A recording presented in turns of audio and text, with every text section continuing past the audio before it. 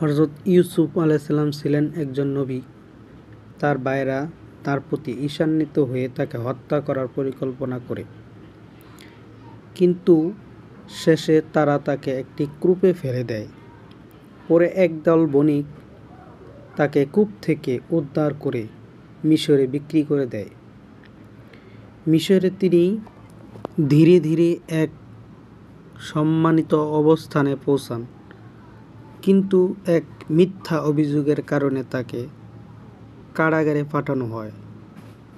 সেখানে তিনি স্বপ্ন ব্যাখ্যা করার দক্ষতা দেখান, যা পরে তাকে রাজ দরবারে নিয়ে আসে। রাজা তার স্বপ্নের ব্যাখ্যা জানতে চাইলে ইউসুফ আলাইহিসসালাম ভবিষ্যদ্বাণী করে যে মিশরে 7 বছর প্রাচুর্যের পর 7 বছর দুর্ভিক্ষ আসবে।